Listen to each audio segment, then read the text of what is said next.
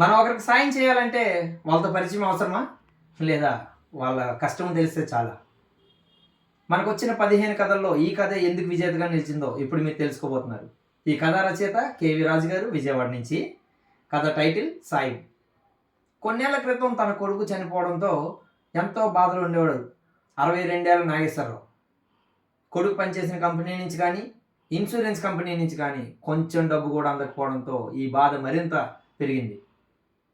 నా కొడుకు కూడా నీ కొడుకు పనిచేసిన హైదరాబాద్లోనే పనిచేస్తున్నాడు రా, వెళ్ళి కలు, ఆయన్ని ఖచ్చితంగా సహాయం చేస్తాడని చెప్పేసి ఒక చిన్న ఉత్తరం ముక్క ఇచ్చి పంపించాడు తన చిన్ననాటి స్నేహితుడు రంగనాథ్ శాస్త్రి. అది పట్టుకొని ఎప్పుడు సొంత ఊరు కూడా దాటని నాగేశ్వరరావు హైదరాబాద్ పయనమయ్యాడు. కొత్త ఊరు అంతా అయోమయంగా ఉంది. ఇచ్చిన అడ్రస్ని చేరుకోవడానికి బాగా పొద్దుపోయింది. రాత్రి చీకటి పడ్డాక రంగనాథ్ శాస్త్రి కొడుకు ఇంటికి చేరుకున్నాడు. ఆ కుర్రోడికి ఈ ఉత్తరం ఇచ్చి తన బాధనంతా చెప్పుకున్నాడు. అంతా విన్న కుర్రోడు, సరే అంకుల్ ఏమైనా తిన్నారా అని అడిగాడు. లేదు బాబు, ఈ కొత్త ఊరు అంతా అయోమయంగా ఉండడం వల్ల ఏం తినలేదనగానే, సరే సరే మీరు ముందు తినండి, తర్వాత రేపు మనం ఆఫీస్కి వెళ్ళి చూసుకొని వద్దామని చెప్పాడు. సరే అని చెప్పేసి రేపు ఉదయం లేచారు, బయలుదేరారు, ఆఫీస్కి వెళ్ళారు. అన్నీ ఇచ్చి నింపాల్సిన ఫామ్స్ అన్నీ నింపేసి కావాల్సిన డబ్బు అంతా తీసుకొని తిరిగి ప్రయాణం అయ్యారు. అయితే బస్ స్టాండ్కి వచ్చిన తర్వాత నాగేశ్వరరావు ఇలా అన్నాడు, నాయన రాజేషు, చాలా థ్యాంక్స్ బాబు, నువ్వు ఈరోజు ఇక్కడ ఉండబట్టే నాకు ఈ పని అంతా పూర్తయింది, నాకు ఈ డబ్బు చేతికి వచ్చింది. ఇక్కడతో కథ పూర్తయిపోయింది. ఇక్కడే మళ్ళీ కథ మొదలైంది. ఎప్పుడైతే నాగేశ్వరరావు ఇలా అన్నాడో వెంటనే ఆ కుర్రాడు అన్నాడు, అంకుల్ నా పేరు అసలు రాజేష్ కాదు, నేను మీ రంగనాథ శాస్త్రి మీ ఫ్రెండ్ కొడుకునే కాదు, నా పేరు హరనాథ్ అనగానే నాగేశ్వరరావు ఎంతో ఆశ్చర్యంతో, అదేంటి బాబు, మరి నేనెవరో నీకు తెలియకుండానే నాకెంత సహాయం చేసావా అని అడిగితే, సహాయం చేయాలంటే మనసు ఉంటే చాలు కదా అంకుల్, పరిచయం కావాలా అని అడిగాడు ఆ కుర్రోడు.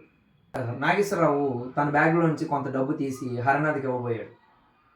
అంకుల్ నాకు డబ్బే కావాలంటే మిమ్మల్ని మోసం చేసి ఒక్క నిమిషంలో ఈ డబ్బు అంతా నేను తీసుకోగలను అని అనగానే నాగేశ్వరరావు ఎంతో తన్మయత్వంతో భావోద్వేగంతో హరనాథ్ని కౌగిలించుకొని తెలియకుండానే కళ్ళ నుంచి నీళ్ళు వచ్చేసాయి.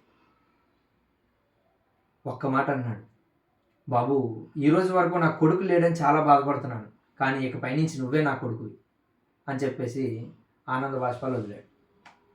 అంతే కదండి, ఏ స్వార్థము లేకుండా తిరిగి ఏమీ ఆశించకుండా ఒకరికి సహాయం చేయడమే కదండి నిజమైన సాయం అంటే. మనిషి మనిషిగా సాయం చేయడమే కదండి మానవత్వం అంటే.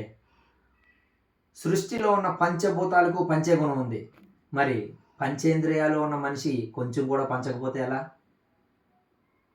దేవుడంటే సాయమేరా తమ్ముడు, ఆ మాట చివరిగా ఆ దేవుడే వచ్చి చెప్పినా ఎవడో నమ్మడు. కథ బాగుందా? నచ్చింది కదా? అందుకే ఈ కథ విజేతగా నిలిచింది. ఈ కథ మీకు నచ్చితే లైక్ చేయండి, షేర్ చేయండి, సబ్స్క్రైబ్ చేసుకోండి అగసా స్టోరీస్. మరి ఇంకొక కథ ఉంది, ఆ కథ కూడా చాలా బాగుంటుంది. నేను ఇది నెక్స్ట్ వీడియోలో చెప్తాను. మళ్ళీ కలుద్దాం.